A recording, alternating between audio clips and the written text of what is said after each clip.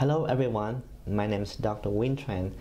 I am the president of VietMD.net, a US non-profit organization that dedicating to help Vietnamese doctors and patients. Today, we will discuss about USMLE, US residency. Today we have a special guest. I would like to share with you, that's Dr. Do from Hanoi, Vietnam.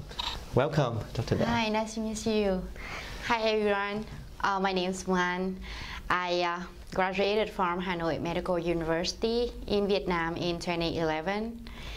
And after that, I took 1 year of internship in Vietnam in the same institution and take 1 year for the USMLE steps and applying for the US residency this year. I'm waiting for the match. Wow, that's very excited. So the match basically is the centralized applications where all the applicants apply, and then they will know the result usually in March every year. And so before we go that further, let me discuss with you and Dr. Do how she ended up from Hanoi to here now, the US. So when the first time you learned or know about USMLE, and what the first time and how did you learn about that? The first time I heard about USMLE and their US residencies is when I was in their second year's medical school. I remember that time I was a curious student and I have heard about the presentation of VietMD forum in my school, and I attend one day to listen to the presentation, and I feel very inspired about the US residents, all the successful story of the Vietnamese physician who achieved that goal. And I look for the forum. At that time, it's still the name VMGUS in 2008. And that's the first time I have known about VietMD and USMLE, of course. Wow, that's such a long time, right? It must be 6 or 7 years. Initially, when VietMD was founded, it's named VMGUS, Vietnamese Medical Graduate to US Residency. And that's the original name. And in 2010, we changed to VietMD.net to show our commitment to the Vietnamese community physicians, and also to show our commitment to the Vietnamese community in the US. So when you learn about that, and so I'm curious because going to Vietnam to US is a big decision. Right? You go to a foreign country, you live your new life. So how did you make that decision? What made you come here?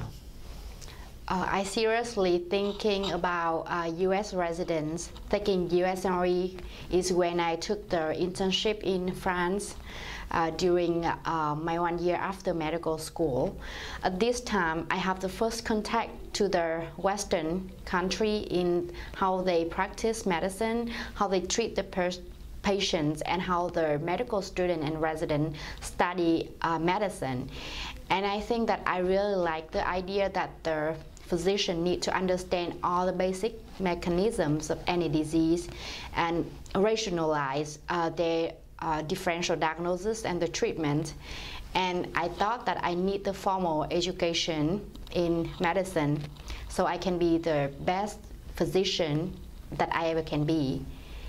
And that's the first time that I have think about USMLE and US residency. Wow, that's so. Studying for USMLE or step 1, step 2, and step 3, very difficult. Let me give you a very quick information about USMLE. So this is a series of 3 steps: step 1, step 2, and step 3. The first 2 steps you can take outside the US, but the last test, step 3, must be taken in the US. And step 2, there's 2 components: clinical knowledge and clinical skills. Dr. Do did really well on step 1 and step 2. So how do you have any secrets, and what is the tips to study well on USMLE? I didn't have a lot of secrets for the step taking, but I think that in order to do well during the steps, we need the big motivation. Like sometimes I was very exhausted because of the preparation, and I even think about give up. But reading the inspiring story in VietMD about the successful doctor that already made it to the US residency make me more inspired, and I returned back with a normal day studying for the USMLE steps. And I think that motivation is the biggest factor that we should have in order to get the good score.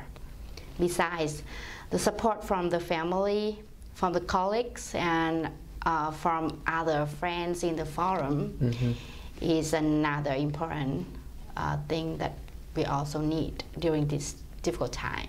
Okay, so first have a good motivation, like Dr. Do mentioned, and then have a good support system, whether your friends, your colleague, your family, but those are the key people that you need. And then I'm sure you have a good study schedule too, right? You have to very strict to your schedule and follow. So another question for you, Dr. Do. Do you have any plan for fellowship after residency? I'm applying for the residency, and at this moment, I just want to become a comprehensive general internist who can give the sound treatment to my patients in the future. And I will consider the opportunity for the fellowship during my residency and after that. So internal medicine residency is 3 years in the US. If you would like to subspecialize further, you can go for another 3 to 5 years. And you would like to become a cardiologist, gastroenterologist, rheumatologist, endocrinologist, all type of ologists that you can imagine. It takes a longer time to train. So let's go back to this, Dr. Do. Going from Vietnam to US, such a big decision, as I mentioned earlier. You have to leave many things behind, right? So there's anything, risk and benefit. How would you consider risk and benefit, and how would you, what if you do not get into residency, and what's the plan? Well, I have known a lot of physicians who quit their position back in Vietnam or in their country to go for the US for the residency. That means that they have to sacrifice everything they have in their career in their home country and go to US, start from the scratch. It's very painful and very difficult decision. But I think that with their good support and good motivation from themselves, I think that most of them can achieve their goal, and that is the risk. And so I suggest that everyone have the backup plan, because at least we will feel that if we cannot match, at least we have another thing to do. And when we feel confident, or like we feel more relaxing when we're studying, not worry so much.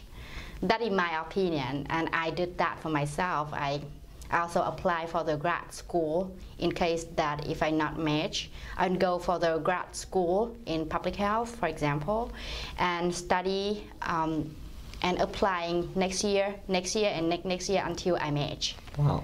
That's my plan. Wow, apply next year.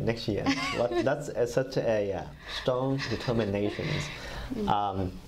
But I tell you this, realistically, once you apply to residency, your chance to get into residency, you get the best shot if you recently graduate.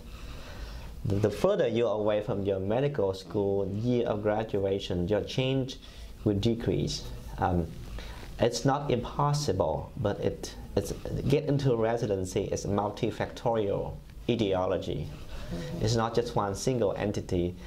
And we try to maximize that every year. But as I say, and I completely agree with Dr. Do, a strong determination is the key to get into residency. So let's go back to this. Dr. Do, so you know VietMD for a while. So what would you think VietMD have helped other people, a Vietnamese doctor? Like, what did we do well in terms of helping Vietnamese doctors or guide them to get into residency? And what we did not do well? What is your suggestion to improve? Well, I think that you give the real story about the successful doctor who can make it to the US residency. That inspired us a lot. I mean, sometimes I feel exhausted from study. I read it again and again, and to feel that, yeah, I can do it. And that is the best thing that I have seen in VietMD.net.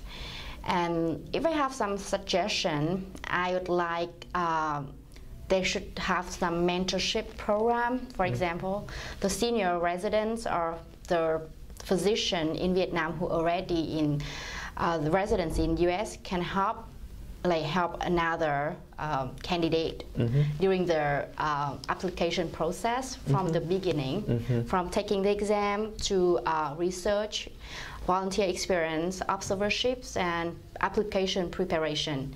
I think if you can do that, that would be the best thing. Well, that's a great suggestion, and in fact we are trying to improve. As I say, our primary goal is to help Vietnamese doctors.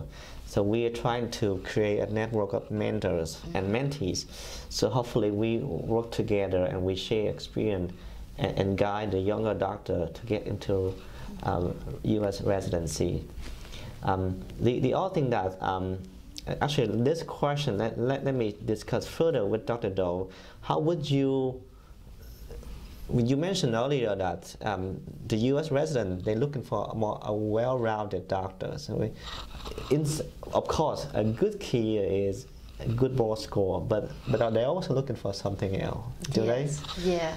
I think that there's for applying for one program, there is 4,000 candidates, and how the program can distinguish them only based on score. It's also very difficult because there is thousands of candidates who have the score that more than 240 or 250, so it's very difficult. But if we have something distinguishing in our CV, like the research experience, the publication, or volunteer and community work, I think that it makes us more well-rounded, and that's what the residency program looking for.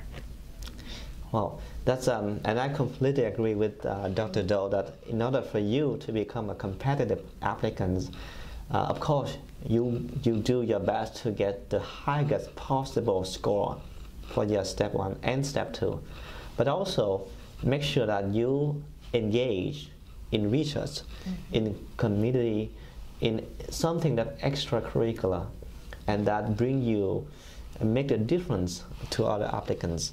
In fact, we have several projects in VietMD, and we would like you to get involved. You can come and help us and get involved further with the communities and distinguish yourself from other applicants, like Dr. Do mentioned. And again, Dr. Do, thank you very much for your special interview today. This is very unique. She's coming from Nebraska to today. Here in Michigan, a very special unit, and I wish you the best in your residency. And Thank you. I hope to see you around, and wish you to continue success. Thank you. Okay, thank you.